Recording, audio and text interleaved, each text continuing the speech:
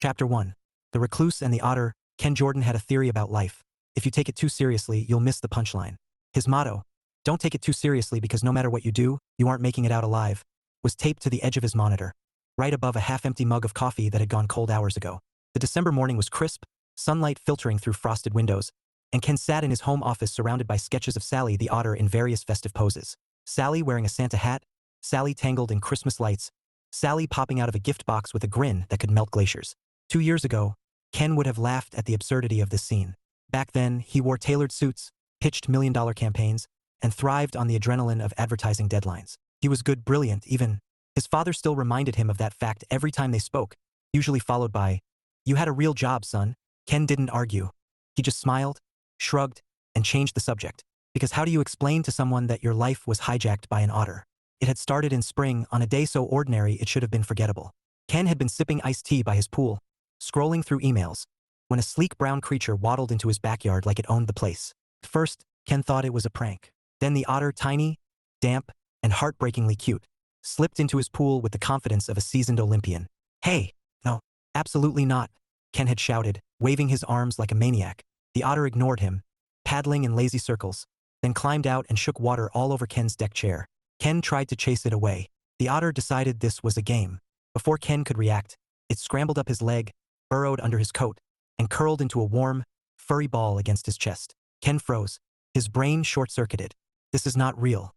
Wild animals do not make homes in coats while you're still wearing them.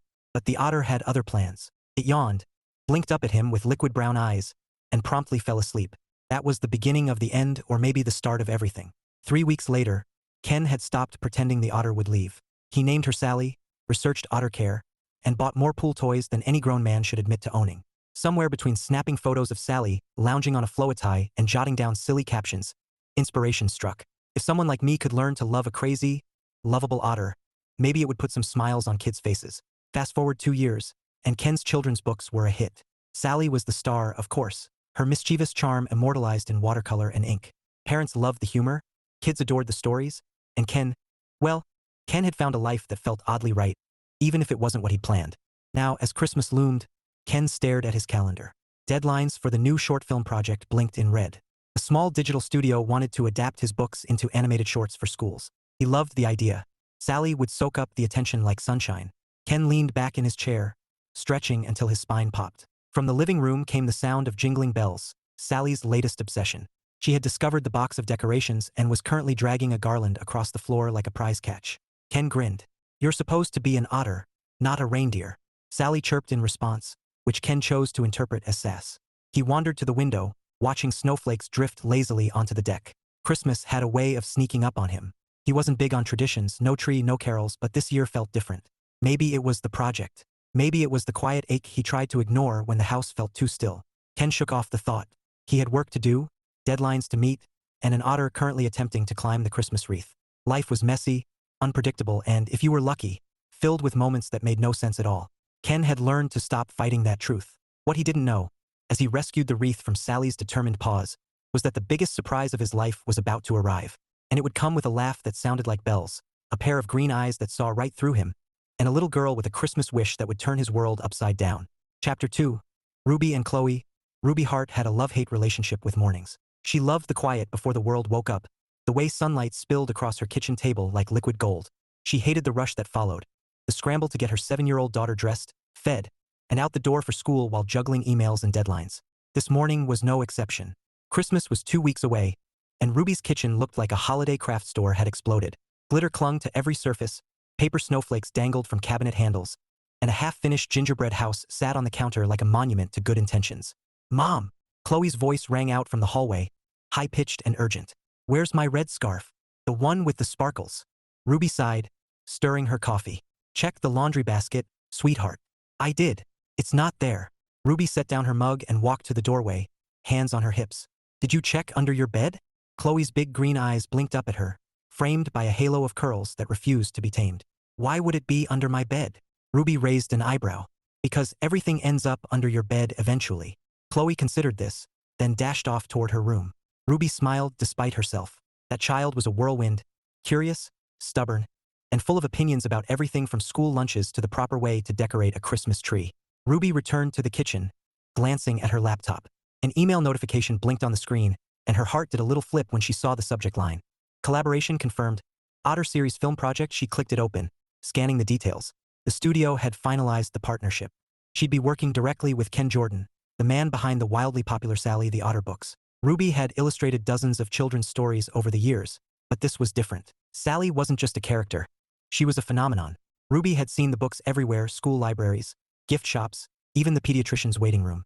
Cloe owned every single one, dog-eared and loved to pieces. "Mom!" Cloe burst back into the kitchen, scarf triumphantly in hand. "Found it!" Ruby grinned. "Where was it?" "Under my bed," Cloe admitted sheepishly, then spotted the laptop screen. Her eyes widened. "Is that about Sally?" Ruby hesitated. "Yes, I'm going to be working with Mr. Jordan on some new projects." Cloe gasped so loudly Ruby thought the windows might rattle. "You mean the Otter Man? The guy who writes the books? The one who has Sally in real life?" Ruby laughed. "Yes, that one." Cloe clasped her hands like she was about to pray. "Mom, you have to take me with you. Please, please, please, please." Ruby shook her head, amused. "It's work, honey, not a playdate." "But it's Sally." Chloe's voice dropped to a whisper, as if invoking a sacred name. "Do you know how many kids would die to meet her?" Ruby crouched down, brushing a curl from her daughter's forehead. "I know you love the books, but let's not get ahead of ourselves, okay?" Chloe's eyes sparkled with determination, the kind that made Ruby nervous. "Christmas is coming," she said solemnly, "and I know exactly what I want." Ruby opened her mouth to respond, but her phone buzzed with a calendar alert. She glanced at the time and groaned. "We're late. Grab your backpack." As Cloe scampered off, Ruby returned to her laptop for one last look at the email. She'd admired Ken Jordan's work for years, but she knew almost nothing about the man himself, except that he was famously private. No interviews, no big social media presence, just the occasional photo of Sally looking smug in a pool float. Ruby closed the laptop and grabbed her coat. Whatever Ken Jordan was like in person, she'd find out soon enough. The day blurred into errands, client calls, and a frantic dash to meet a deadline. By evening, Ruby was curled up on the couch with her sketchpad, pencil dancing across the page as she worked on concept art for the Otter shorts. Sally was easy to draw. Her round face, mischievous eyes, and whiskers practically begged for ink. Cloe sat cross-legged on the rug, coloring in a picture of a Christmas tree. "Mom," she asked casually, like she wasn't about to drop a bombshell, "do you think Mr. Jordan is married?" Ruby blinked. "What?" "Well," Cloe continued, "if he's not married, maybe you could marry him. Then Sally would be my pet." Ruby choked on a laugh. "That's not how life works, kiddo." "Why not?" Cloe shrugged. "You're pretty. He writes books. You draw pictures. It's perfect." Ruby shook her head, smiling despite herself. "You've been watching too many Christmas movies." Cloe grinned. "They always end happy." Ruby didn't argue. Instead, she focused on her sketch, shading the curve of Sally's tail. But her mind wandered, just for a moment, to the man behind the otter. What kind of person traded boardrooms for bedtime stories? What did he sound like when he laughed? Her phone buzzed again, pulling her back to reality. A new email. From Ken Jordan. Ruby hesitated before opening it, heart thudding like she was 16 again. Subject: "Looking forward to working with you, body." "Hi Ruby. Excited to start the project. I've got a few ideas for the holiday shorts. Would love to brainstorm soon. Maybe a video call tomorrow? Let me know what works for you." Ruby stared at the screen, then typed back before she could overthink it. Reply: "Hi Ken. Tomorrow works great. Afternoon is best for me. Looking forward to hearing your ideas." She hit send and set the phone down, ignoring the flutter in her chest. It was just work, just a project. But across the room, Cloe was watching her with a grin that said she wasn't buying it. "Tomorrow?" Cloe asked innocently. "Does that mean you'll see him?" Ruby sighed. "On a video call." Chloe's smile widened. "Good enough. I'll be ready." Ruby groaned. "Ready for what?" "For Operation Meet Sally," Cloe whispered dramatically, then went back to coloring like nothing had happened. Ruby shook her head, laughing softly. She had no idea what her daughter was plotting, but she had a feeling life was about to get interesting. Chapter 3. The Christmas Pitch. Ken Jordan hated video calls almost as much as he hated tangled Christmas lights. Both were inevitable, and both had a way of making him question his life choices. He sat at his desk, adjusting the camera angle for the third time. Behind him, Sally lounged on a plaid throw blanket like royalty, whiskers twitching as if she knew she was about to steal the spotlight. Ken had tried moving her to the other room. Sally had responded by dragging a string of bells into his office and jingling them like a deranged elf. "Fine," Ken muttered. "Stay. But no photobombing." Sally chirped, which Ken interpreted as challenge accepted. The laptop chimed. Incoming call. Ken clicked join and braced himself. The screen flickered, then filled with the image of a woman with chestnut hair pulled into a loose bun, green eyes bright against the soft glow of a Christmas tree in the background. Ruby Hart, illustrator extraordinaire. And, if Ken wasn't mistaken, the kind of person who made chaos look elegant. "Hi," she said, smiling warmly. "Ken Jordan." "That's me," Ken replied, trying not to sound like he'd forgotten how words worked. "Ruby Hart, right?" "Right." Her smile widened. "Thanks for making time today." "No problem," Ken said, leaning back in his chair. "I figured we should talk before the studio starts throwing deadlines at us." Ruby nodded. "Agreed. They're excited about the holiday shorts. I've been sketching some concepts, but I'd love to hear your vision." Ken hesitated, then grinned. "Well, my vision involves Sally wearing a Santa hat and not eating the hat halfway through filming." Ruby laughed, a soft, melodic sound that made Ken's chest feel oddly light. "I'll keep that in mind." Before Ken could respond, a small head popped into Ruby's frame. "Mom!" The voice was high-pitched, brimming with excitement. "Is that him? Is that the otter man?" Ken blinked as a little girl with curls and eyes identical to Ruby's squeezed into view. "Chloe," Ruby said gently. "We talked about this. I'm working. But it's Sally."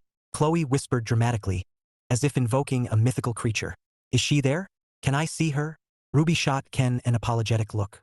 "I'm so sorry. She's enthusiastic." Ken chuckled. "It's fine. Sally's kind of a big deal."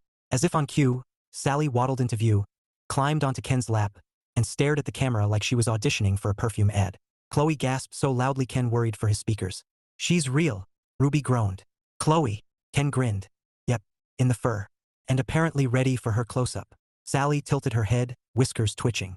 Ken scratched behind her ears, and she chirped happily. Chloe pressed her face to the screen. "She's even cuter than in the books." "Oh my gosh, Mom. Look at her little paws." Ruby sighed, cheeks pink. "Sorry. She's a fan." Ken smiled. "No apology needed. Sally loves fans. Especially the loud ones." Ruby laughed again, and Ken felt that strange flutter in his chest. He cleared his throat, trying to sound professional. "So, about the shorts. I was thinking we start with something festive. Sally decorating a tree? Maybe baking cookies?"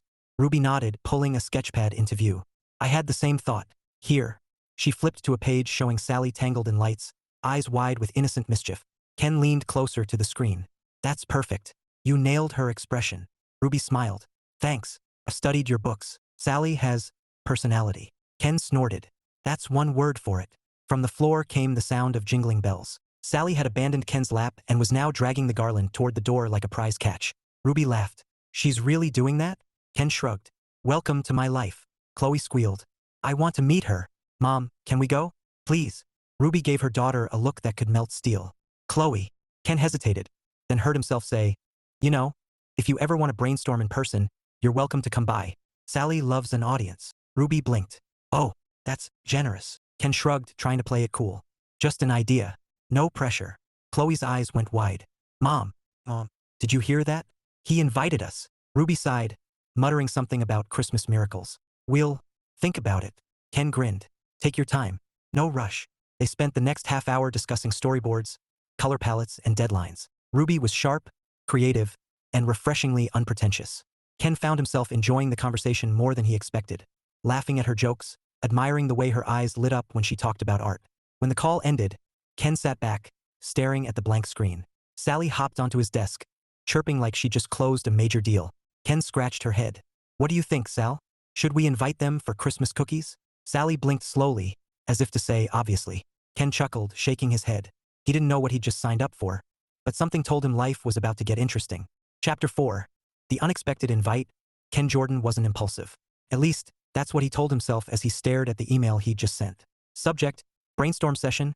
Body: "Hey Ruby, if you'd like to work on concepts in person, you're welcome to come by. Sally promises to behave. Mostly." Ken, he hit send before his brain could veto the idea. Then he sat back, rubbing his temples. What was he thinking? He didn't invite people over. His house was his sanctuary, a fortress of solitude with an otter-shaped loophole. Sally chirped from the couch, gnawing on a candy cane she'd stolen from the coffee table. Ken eyed her.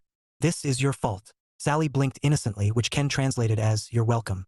The truth was, Ken liked Ruby. She was sharp, funny, and had a laugh that made him want to hear it again. And Chloe, well, Chloe reminded him of why he wrote in the first place. That kind of joy was contagious. Still, inviting them over? Christmas? That was a level of social risk Ken hadn't attempted in years. His phone buzzed. New email. From Ruby. Ken opened it, bracing for polite rejection. Reply: "Hi Ken, that's kind of you to offer. Chloe is thrilled, to put it mildly." If you're sure it's not an imposition, we'd love to come by this weekend. Ruby. Ken stared at the screen, then laughed softly. Well, Sal, he said. Looks like we're hosting. Sally chirped and promptly knocked the candy cane onto the rug. Ruby Hart reread the email 3 times before closing her laptop. She wasn't sure what surprised her more, the invitation or the fact that she'd accepted. She glanced at Cloe, who was bouncing on the couch like a caffeinated elf. Mom, we're going to see Sally. This is the best Christmas ever. Ruby smiled, though her stomach fluttered with nerves. She wasn't worried about Ken. He seemed easygoing enough. But mixing work with whatever this was, that was tricky. Remember, Ruby said, pointing a finger at her daughter. This is a work visit. No chaos. Cloe grinned. Define chaos. Ruby groaned. Anything involving glitter, loud noises, or you trying to smuggle an otter home. Chloe's eyes widened. You think I could? Ruby gave her a look. No. Cloe shrugged, unconvinced. Ruby shook her head, laughing softly. She had a feeling this weekend was going to be memorable, one way or another. Saturday arrived with a sky the color of pewter and snowflakes drifting like lazy confetti. Ruby drove carefully, humming along to Christmas carols while Cloe chattered nonstop in the back seat. Do you think Sally likes presents? Cloe asked. Ruby smiled. Probably. Good, Cloe said, holding up a small box wrapped in red paper. I made her something. Ruby didn't ask what. Some mysteries were better left unsolved. When they pulled into Ken's driveway, Ruby's breath caught. His house was charming. White siding, green shutters, a wreath on the door that looked homemade. Warm lights spilled from the windows, and smoke curled from the chimney like something out of a snow globe. Wow, Ruby murmured. Cloe pressed her nose to the glass. It looks like a Christmas movie. Ruby laughed. Let's hope it doesn't end with a snowstorm and a dramatic kiss. Cloe grinned. Why not? Ruby ignored that and parked. Ken opened the door before they reached the porch. Sally perched on his shoulder like a furry parrot. Welcome, Ken said, smiling. Come on in. Ruby stepped inside, warmth wrapping around her like a hug. The house smelled of pine and cinnamon, and a fire crackled in the hearth. Cloe froze, eyes locked on Sally. She's even prettier in person, she whispered reverently. Sally chirped, hopping down to investigate the newcomer. Cloe knelt, holding out her hand like she'd practiced for this moment her whole life.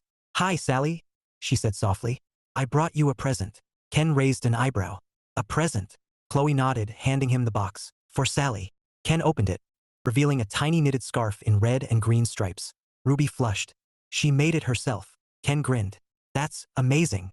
He crouched, looping the scarf gently around Sally's neck. What do you think, Sal? Sally chirped and strutted across the room like a runway model. Cloe squealed. She loves it. Ken laughed, and Ruby felt something warm bloom in her chest. Can I take a picture? Cloe begged. Ken nodded. Go for it. As Cloe snapped photos, Ruby glanced around the room. Bookshelves lined with colorful spines, framed sketches of Sally, and a Christmas tree twinkling in the corner. It was cozy, lived in, and unexpectedly beautiful. Ken caught her gaze and smiled. Not what you expected? Ruby blinked. Honestly, it's perfect. Ken's smile deepened, and for a moment, Ruby forgot why she was there. Then Cloe announced, This is the best day of my life, and the spell broke. Ken chuckled. Glad to hear it. He gestured toward the kitchen. I made cocoa. Want some? Ruby hesitated, then nodded. Sure. As they followed him, Ruby felt her nerves settle.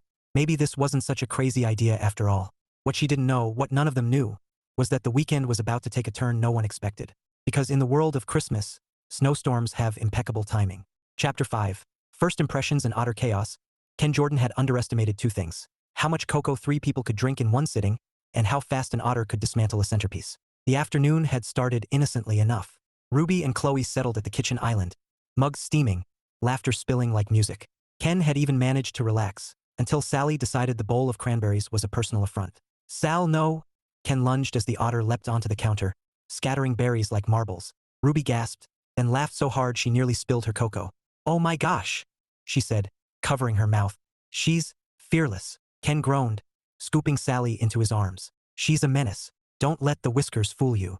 Sally chirped, clearly unrepentant, and wriggled free, landing on the floor with a thud before darting toward the living room. Cloe squealed. She's playing tag. I'm it. She bolted after the otter, curls bouncing like springs. Ken winced. Careful, she's fast. Ruby shook her head, smiling. She's fine.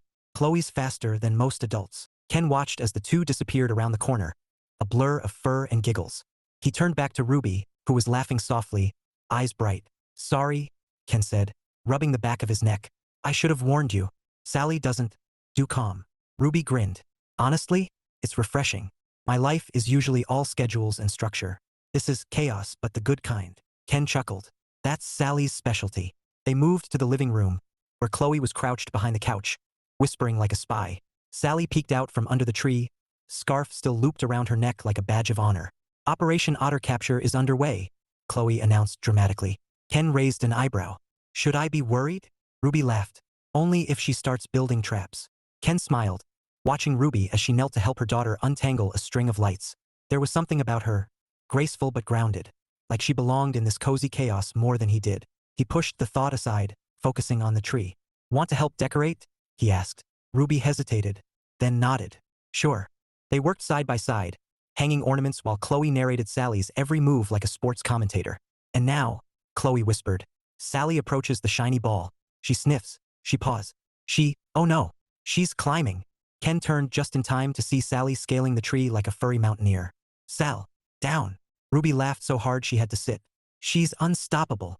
Ken reached up, gently plucking Sally from the branches. You're going to be the death of me, he muttered, setting her on the floor. Sally chirped, then darted toward the fireplace, where stockings hung in neat rows. She grabbed one and bolted like a thief. Chloe shrieked with delight. She's stealing Christmas. Ken groaned. Every year. Ruby wiped tears of laughter from her eyes. You weren't kidding about the chaos. Ken grinned, feeling something warm settle in his chest. He liked this, Ruby's laughter, Chloe's joy, the way the house felt alive in a way it hadn't in years. As evening fell, they gathered by the fire, mugs refilled. Sally curled up on a blanket like an angel who'd never caused trouble in her life. Chloe leaned against Ruby, eyelids drooping, while Ken stoked the flames. This was wonderful, Ruby said softly, glancing at Ken. Thank you for inviting us. Ken met her gaze, something unspoken passing between them. I'm glad you came. Outside, snow began to fall in earnest, thick flakes swirling like confetti. Ken didn't notice at first, not until Ruby checked her phone and frowned. Oh, she murmured. Weather alert. Heavy snow. Roads might get bad. Ken glanced out the window, heart sinking. The world beyond his cozy living room was turning white fast. Well, he said slowly, looks like you might be stuck here for a while. Ruby blinked. Stuck. Ken shrugged, trying to sound casual. Snowstorm. It happens. Chloe perked up, suddenly wide awake. You mean we get to stay? With Sally? Ken chuckled. Looks that way. Ruby sighed, half amused, half resigned. I guess Christmas chaos isn't done with us yet. Ken smiled, feeling that flutter again, the one he'd been trying to ignore. Maybe chaos wasn't so bad after all. Chapter 6. Snowstorm Curveball. By the time Ken Jordan realized the snowstorm wasn't just a passing flurry, Ruby was standing by the window, phone in hand, watching the world outside vanish into white. Wow, she murmured. It's really coming down. Ken joined her, peering out at the driveway. His truck was already wearing a thick coat of snow, and the road beyond looked like a blank page. Yeah, he said slowly. That's not great. Ruby checked her phone again. The alert says travel is discouraged. Visibility's dropping fast. Ken rubbed the back of his neck. So, you're stuck. Ruby turned, brows lifting.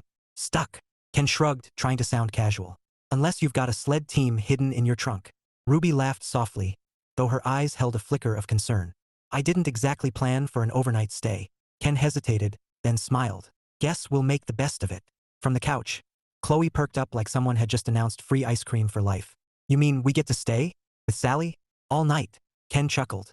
Looks that way. Chloe squealed, spinning in a circle. Best Christmas ever. Ruby sighed, amused and resigned. Well, at least someone's thrilled. Ken grinned. Don't worry.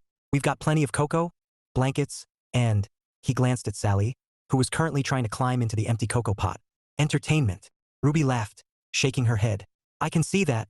They settled in as the storm raged outside, wind howling like a distant choir. Ken built up the fire, its glow painting the room in warm amber. Ruby helped Chloe into pajamas. Thankfully, she'd packed an emergency bag, just in case. Ken offered his guest room, but Chloe insisted on camping by the fireplace so Sally can visit. Ken spread out blankets and pillows, creating a cozy nest on the rug. Sally immediately claimed the center, curling up like a queen awaiting her subjects. Ruby sat cross-legged nearby, sipping cocoa. This is surreal, she admitted, watching Chloe braid tinsel into Sally's scarf. I was supposed to be home finishing a deadline. Ken smiled. Sorry about that. Ruby shook her head. Honestly, I think I needed this. Ken studied her for a moment. The way the firelight danced in her hair, the curve of her smile. Something warm stirred in his chest, unexpected and undeniable. So, he said lightly, what's the verdict? Chaos level acceptable? Ruby laughed. More than acceptable. It's kind of wonderful. Ken grinned. Careful. You'll ruin your reputation as a responsible adult. Ruby smirked. Maybe I need a little ruining. Ken blinked, then laughed, the sound mingling with the crackle of the fire. For a moment, the storm outside felt like background noise, a distant world that didn't matter. Later, when Chloe finally drifted off, Sally curled against her like a furry guardian. Ken and Ruby found themselves alone on the couch, mugs in hand, silence stretching comfortably between them. Ruby glanced at the window, where snowflakes swirled like glitter in a shaken globe. It's beautiful, she murmured. Ken nodded. Yeah, makes you forget everything else. Ruby smiled faintly.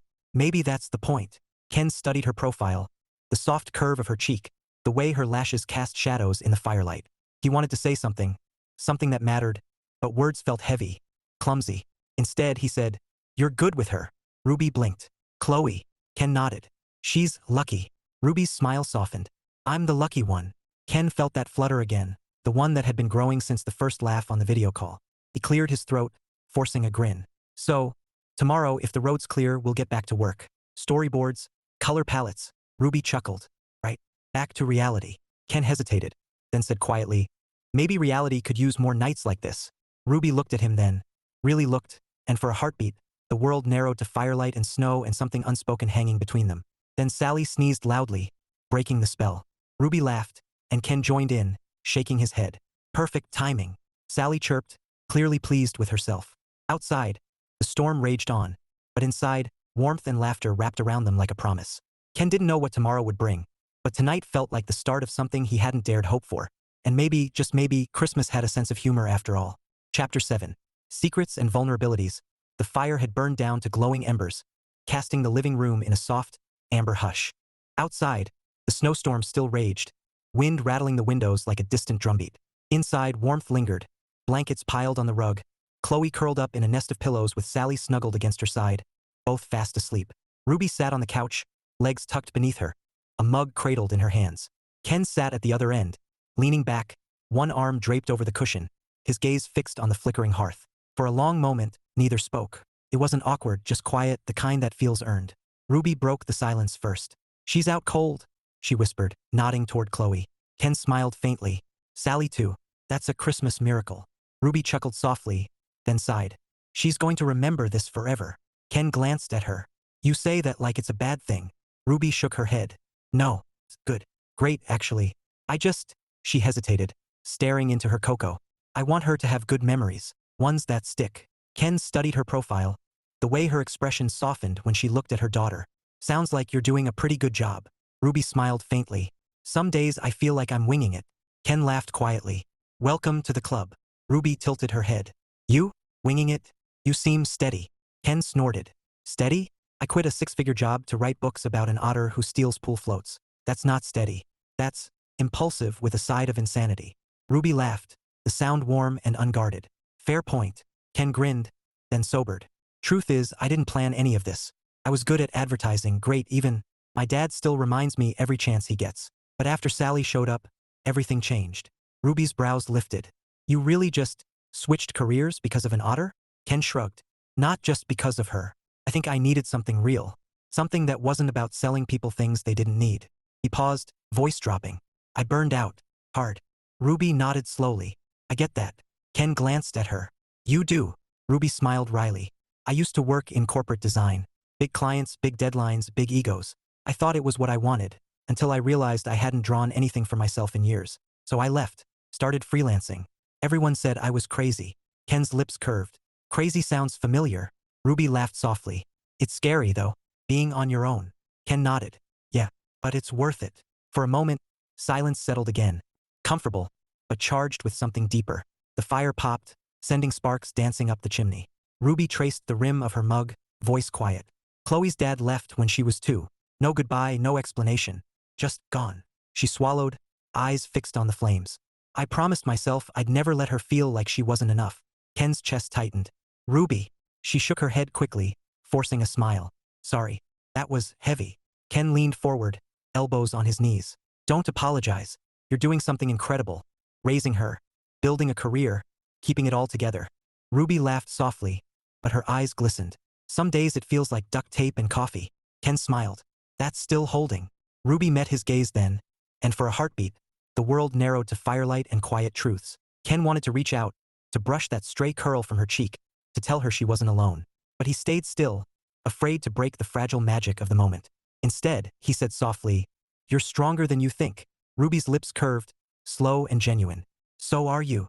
Ken felt something shift, small but seismic, like the first crack in a wall he hadn't realized he'd built. Before he could speak, Sally stirred, chirping sleepily as if to remind them she was still the star of this show. Ruby laughed, wiping at her eyes, and Ken joined in, the tension melting into something warm and easy.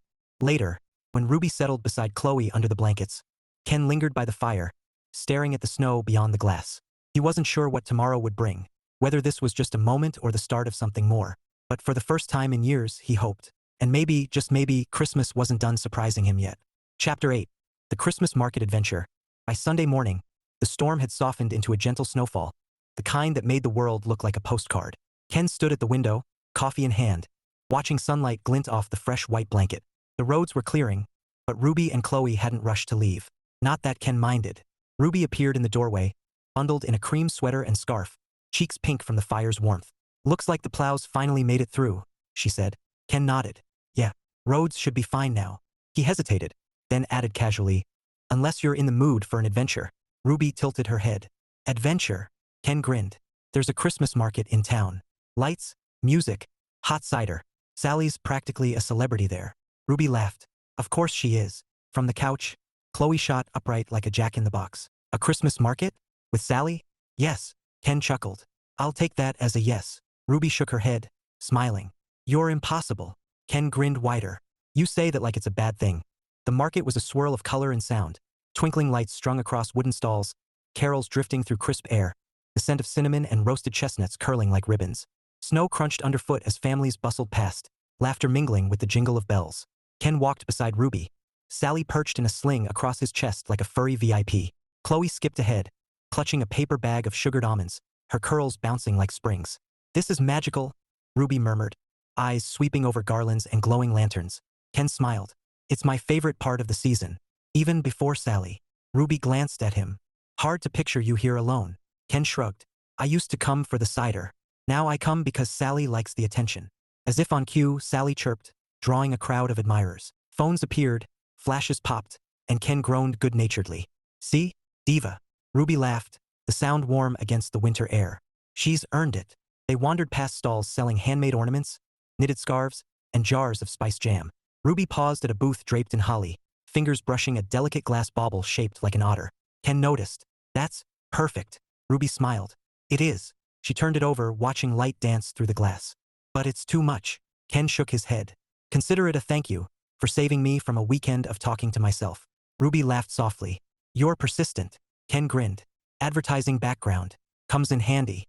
Ruby rolled her eyes, but her cheeks flushed pink as she accepted the ornament. "Thank you." Ken's chest warmed in a way that had nothing to do with the cider. They stopped at a cocoa stand, steam curling from paper cups. Ruby wrapped her hands around hers, savoring the heat. "This is perfect," she said, voice soft. Ken studied her. The way her eyes sparkled under the lights, the curve of her smile, and felt something shift. He wanted to tell her how much he liked having her here, how the house felt different with her laughter in it. But before he could speak, Cloe barreled into them, breathless. "Mom!" "Ken, there's a sleigh ride. Can we go? Please." Ruby laughed. "Cloe," Ken grinned. "Why not? It's Christmas." Minutes later, they were bundled under a thick plaid blanket in a horse-drawn sleigh, bells jingling as snowflakes drifted like glitter. Cloe sat up front, chattering to the driver, while Ruby and Ken shared the back seat, shoulders brushing beneath the blanket. Ruby glanced at him, eyes bright. "You really didn't have to do all this." Ken smiled. "I wanted to." For a moment silence stretched, comfortable but charged. The world around them blurred into twinkling lights and frosted trees, and Ken felt the urge to close the distance, to let the words he'd been holding spill free. But just as he leaned in, Sally wriggled out of the sling and launched herself into the cocoa Ken had balanced on the seat. "Sal!" Ken yelped, grabbing the otter as cocoa splashed across his coat. Ruby burst into laughter, clutching her stomach. "Oh my gosh! She's unstoppable!" Ken groaned, wiping at the mess. "She has impeccable timing." Ruby laughed harder, tears glinting in her eyes. "Best sleigh ride ever." Ken shook his head, grinning despite himself. "Remind me to never plan a romantic moment around an otter." Ruby's laughter softened into a smile that lingered, warm and knowing. "Maybe that's what makes it perfect." Ken blinked, heart thudding, and for a second he thought, maybe, just maybe, she was right. As the sleigh glided through the snow, Ken realized something. Life didn't follow scripts. It was messy, unpredictable, and sometimes interrupted by cocoa-soaked otters. And maybe that was exactly what he needed. Chapter 9. The Almost Kiss. Ken Jordan had never believed in perfect timing. Life, in his experience, was a series of curveballs, some adorable, some catastrophic, and occasionally both. Tonight was shaping up to be Exhibit A. The Christmas market had wound down, lanterns glowing like sleepy fireflies as vendors packed up their stalls. Snowflakes drifted lazily, settling on Ruby's hair like tiny diamonds. Ken walked beside her, Sally tucked securely in the sling this time, while Chloe skipped ahead humming carols under her breath. Ruby glanced at him, cheeks pink from the cold, eyes bright under the twinkle lights. "Thank you," she said softly, "for today, for everything." Ken smiled, heart thudding like a drum. "I should be thanking you. You made this weekend better than I expected." Ruby's lips curved, slow and warm. "Better than cocoa and chaos?" Ken chuckled. "Even better than Sally stealing stockings." They stopped near a stall draped in mistletoe, its green leaves glistening under a string of fairy lights. Ruby noticed at first, her gaze flicking upward, then back to him. Her smile faltered, just slightly, but her eyes held something that made Ken forget how to breathe. For a heartbeat, the world narrowed to snow and silence and the soft curve of her mouth. Ken felt the pull, the quiet, undeniable urge to close the distance, to let the laughter and warmth of the past 2 days crystallize into something real. He leaned in, slow enough to give her time to pull away, fast enough to feel the rush of possibility. And then Sally launched herself out of the sling like a caffeinated torpedo. Ken yelped as the otter landed squarely on the cocoa stand behind him, sending cups flying and a spectacular arc. Hot chocolate splashed across the counter. Whipped cream soared like confetti, and a vendor shrieked, "Dios mío!" Ruby clapped a hand over her mouth, laughter spilling out in helpless waves. "Oh my gosh, Ken!" Ken groaned, grabbing Sally before she could dive into the marshmallow bin. "Sal, why now?" Sally chirped, utterly pleased with herself, cocoa dripping from her whiskers like war paint. Chloe appeared, eyes wide with delight. "She's a ninja." Ken shot Ruby a look, half exasperated, half amused. "Remind me to never trust an otter during a romantic moment." Ruby laughed harder, tears glinting in her eyes. Maybe she just didn't want to share. Ken shook his head, grinning despite himself. "She's lucky she's cute." Ruby smiled, warmth lingering in her gaze even as chaos swirled around them. "You both are." Ken blinked, heart skipping, and for a second, just a second, he thought maybe the moment wasn't lost after all. They cleaned up the cocoa catastrophe with the vendor's good-natured help, Sally supervising from a perch like a smug queen. By the time they headed back to the car, the mistletoe stall was dark, the lights dimmed, and the almost kiss had dissolved into laughter and sticky gloves. But as Ruby slid into the passenger seat, her smile lingered, soft, secret, like a promise waiting for the right time. Ken gripped the steering wheel, snow crunching under the tires, and thought, maybe perfect timing wasn't about the moment. Maybe it was about the person. And maybe, just maybe, Christmas had one more surprise up its sleeve. Chapter 10. Misunderstandings and Doubts.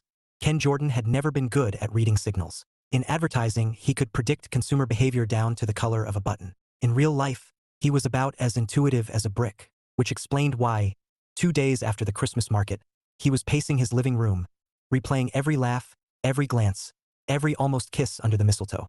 Ruby had smiled at him, really smiled. That meant something, didn't it? Sally chirped from her perch on the armchair, gnawing on a pine cone like it was gourmet cuisine. Ken pointed at her. "Don't look at me like that. You ruined the moment." Sally blinked, utterly unrepentant. Ken sighed, sinking onto the couch. He texted Ruby yesterday, a simple "had fun at the market. Hope you and Chloe made it home safe." She'd replied hours later with thanks. "We did. Busy day catching up on work." Polite, warm, but short. And now his brain was spiraling. Maybe she regretted staying over. Maybe she thought he was too, what? Unpredictable? Messy? A guy whose life revolved around an otter? Ken groaned, rubbing his temples. "This is why I don't do dating." Across town, Ruby stared at her sketchpad, pencil hovering over a half-finished storyboard. She'd been stuck for an hour, mind replaying the sleigh ride, the laughter, the way Ken's eyes had softened when he looked at her. And then the cocoa catastrophe. Perfect timing, courtesy of Sally. Ruby smiled despite herself, then sighed. She liked Ken more than she wanted to admit, but mixing business and whatever this was, that was dangerous. She had deadlines, a daughter, a life carefully balanced on routines. Ken was charming, yes, but he was also spontaneous, unpredictable, the kind of man who invited you into chaos and made you like it. Ruby closed her sketchpad, heart tugging in 2 directions. She couldn't afford distractions. Not now. "Mom!" Chloe's voice broke her thoughts. The 7-year-old appeared in the doorway, clutching a roll of tape and a suspiciously large box. "Can we talk?" Ruby eyed the box. "About what?" "About Operation Christmas Eve," Cloe said solemnly. Ruby blinked. "Operation what?" Cloe climbed onto the couch, eyes shining with conspiratorial glee. "We're going back to Ken's. Tomorrow night. For Christmas Eve." Ruby laughed, startled. "Sweetheart, we can't just invite ourselves." "We're not inviting ourselves," Cloe interrupted. "We're making a plan. You like him. He likes you. Sally likes me. It's destiny." Ruby groaned. "Cloe." Her daughter leaned closer, whispering like a spy. "I saw the way you looked at him under the mistletoe." Ruby flushed. "That was nothing." Cloe grinned. "It was something. And tomorrow it's going to be everything." Ruby stared at her daughter, torn between amusement and mild panic. "You've been watching way too many holiday movies." Cloe shrugged. "They always end happy." Ruby laughed softly, shaking her head. "Life isn't a movie." Chloe's smile turned sly. "Maybe it is. You just need the right director." Ruby opened her mouth to argue, but Cloe was already skipping away, humming Jingle Bells like a victory anthem. Ruby sighed, pressing a hand to her forehead. She had no idea what her daughter was plotting, but she had a sinking feeling Christmas Eve was about to get complicated. Back at Ken's, the complications were brewing too. He'd just gotten off a call with the studio. Tight deadlines, big expectations, and his nerves were frayed. He wanted this project to shine, but every time he thought about Ruby, his focus scattered like Sally chasing ornaments. Ken stared at his phone, thumb hovering over Ruby's contact. Should he invite them for Christmas Eve? Would that seem desperate? Too soon? Too everything? Before he could decide, Sally leapt onto his lap, scattering pine needles everywhere. Ken groaned. "You're no help." Sally chirped, then curled up like a smug little ball of fur. Ken sighed, staring at the snow outside. He didn't know what tomorrow would bring, but he knew one thing. He wanted Ruby and Chloe there. Not for the project. Not for the studio. For him. And maybe, just maybe, he'd find the courage to tell her. But Christmas Eve had a way of writing its own script, and neither Ken nor Ruby had any idea what was coming. Chapter 11. Christmas Eve magic. Ken Jordan had always liked Christmas Eve quiet, the hush before midnight, the glow of the tree lights against the dark. But tonight, his house was anything but quiet. Chloe was a whirlwind in red pajamas, darting between the living room and kitchen like a tiny general executing a top-secret mission. Sally trotted behind her, scarf askew, chirping like an accomplice. Ruby stood by the counter, laughing softly as she arranged cookies on a plate. Ken leaned against the doorway, watching them with a smile he couldn't quite hide. "You know," he said, "I'm starting to suspect this wasn't a spontaneous visit." Ruby shot him a look, cheeks pink. "What makes you say that?" Ken nodded toward Chloe, who was currently taping a sprig of mistletoe to the chandelier with the precision of a NASA engineer. "That," Ruby groaned. "Chloe." Her daughter turned, eyes sparkling with mischief. "What? It's festive." Ken chuckled. "Festive, huh?" Ruby shook her head, muttering under her breath. "I swear. She's been plotting since the market." Ken grinned. "She's got ambition." Ruby laughed, but her gaze softened when it met his. "Sorry about the chaos." Ken shrugged, voice warm. "I like chaos." Ruby's smile lingered, and for a moment, the room felt smaller, the air thicker with something unspoken. Dinner was simple: roast chicken, mashed potatoes, and enough cookies to make Santa jealous. They ate by the fire, laughter spilling like music, Sally weaving between chairs like a furry diplomat. Chloe narrated every bite as if hosting a cooking show, earning groans and giggles in equal measure. Afterward, they moved to the living room, where the tree glittered like a jewel box. Chloe handed out gifts with dramatic flair, saving the biggest box for last. "This," she announced, "is for Ken. From me and Mom." Ruby blinked. "Chloe," Ken raised an eyebrow, accepting the box. "You two didn't have to." "Open it," Chloe demanded, bouncing on her heels. Ken tore the paper, revealing a thick, hand-knit blanket in deep forest green. He ran his fingers over the soft weave, throat tightening. "Wow, this is incredible." Ruby smiled, a little shy. She picked the color. "I did the knitting." Ken looked at her, something warm blooming in his chest. "Thank you, both of you." Chloe grinned. "Now you'll be cozy when you write more Sally books." Ken chuckled. "Perfect." As the night deepened, Chloe yawned dramatically, declaring she was definitely not tired, before curling up under the tree with Sally. Within minutes, both were asleep, Sally's whiskers twitching in dreamland. Ruby gathered the wrapping paper, but Ken stopped her with a gentle hand on her wrist. "Leave it," he said softly. "It's Christmas." Ruby smiled, setting the paper down. "You're full of surprises." Ken met her gaze, heart thudding. "You have no idea." For a moment, silence stretched warm, charged, broken only by the crackle of the fire. Ken stepped closer, the glow painting Ruby's hair in gold. She didn't move, didn't look away. And then, from above, A sprig of mistletoe swayed gently in the heat. Ken glanced up, then back at Ruby, lips curving. Your daughter's handiwork? Ruby laughed softly. Apparently. Ken hesitated, just long enough for Ruby to see the question in his eyes, then closed the distance, slow and certain. His hand brushed her cheek, warm against the cool of her skin. Ruby's breath caught, her smile trembling like a secret. And then, finally, their lips met, soft, tentative, like the first note of a song that had been waiting to be played. The kiss was brief, sweet, but it carried the weight of laughter and late-night confessions and something that felt dangerously like hope. When they pulled back, Ruby's eyes were bright, her cheeks flushed. Well, she whispered, that was festive. Ken laughed, low and warm. Best Christmas tradition ever. From the floor, Sally chirped approvingly, because of course she did. Outside, snow fell in slow, glittering spirals, as if the night itself was blessing the moment. Inside, warmth wrapped around them like a promise. Ken didn't know what tomorrow would bring, but tonight, he knew one thing. Life was better when you stopped waiting for perfect timing and let the chaos in. And maybe, just maybe, Christmas had given him exactly what he didn't know he needed. Chapter 12. The Big Decision. Christmas morning dawned in a hush of silver light, snow blanketing the world like a secret kept overnight. Ken Jordan stood by the window, coffee in hand, watching the sun rise over a landscape that looked like something out of a storybook. Behind him, the house was alive with soft sounds. Ruby humming in the kitchen, Chloe giggling as Sally tried to unwrap a ribbon like it was a puzzle designed for geniuses. Ken smiled, the warmth in his chest deeper than the fire crackling in the hearth. For the first time in years, Christmas didn't feel like an obligation. Felt right. Ruby appeared in the doorway, hair tumbling in loose waves, cheeks flushed from the kitchen heat. Breakfast is ready, she said, smiling. If Sally doesn't eat it first. Ken chuckled. She's got ambition.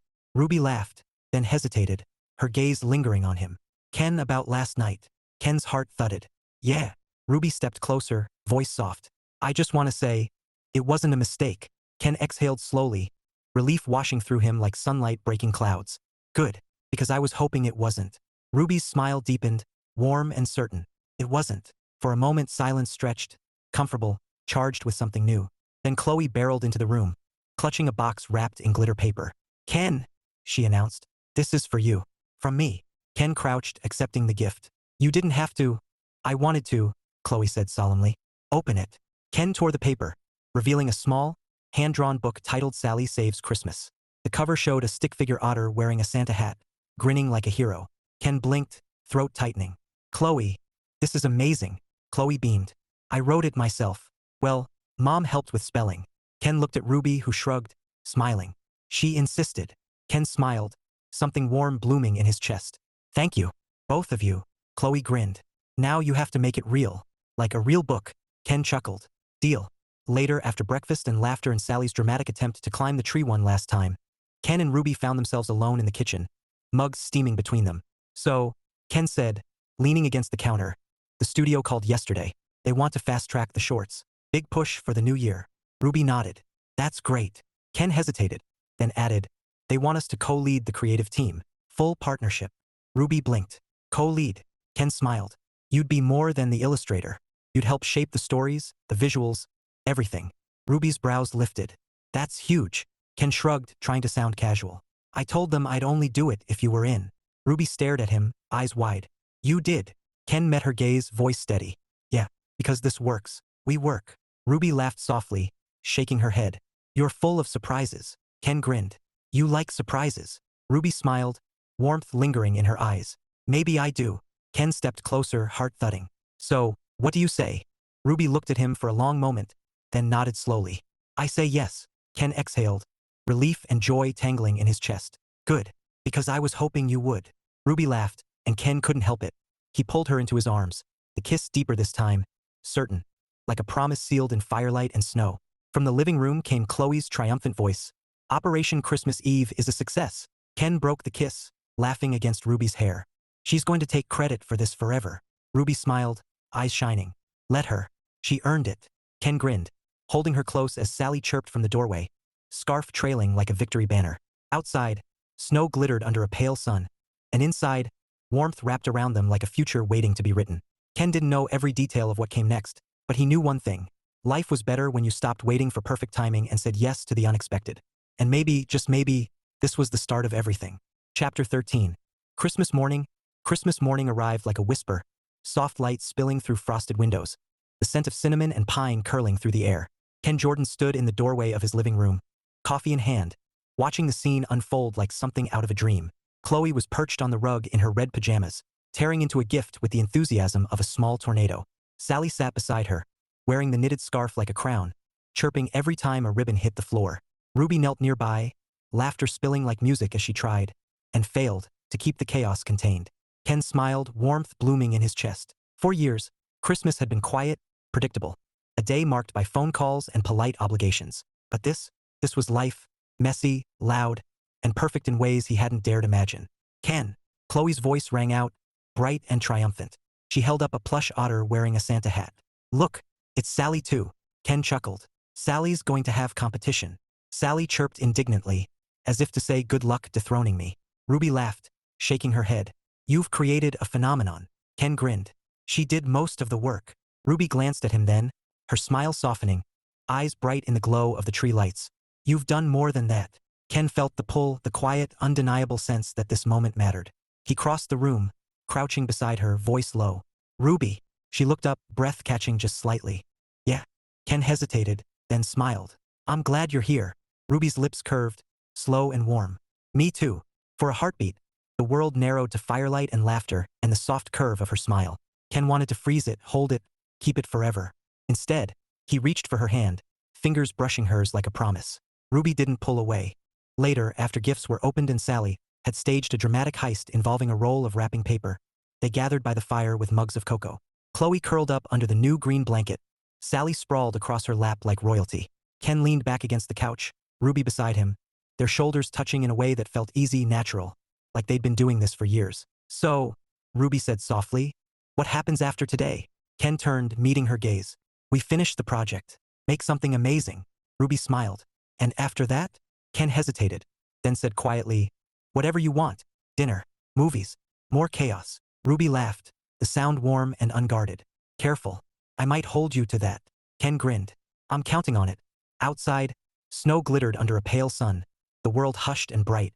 Inside, warmth wrapped around them like a future waiting to be written. A future filled with laughter and late-night sketches, and an otter who would never stop stealing the spotlight. Ken didn't know every detail of what came next, but he knew this. Life was better when you stopped waiting for perfect timing and said yes to the unexpected. And maybe, just maybe, Christmas had given him everything he didn't know he needed. A family, a partner, and a reminder that the best stories are the ones you never saw coming. Sally chirped from her perch, as if to say you're welcome. Ken laughed, pulling Ruby closer, and thought, yeah, Sal, you really did save Christmas.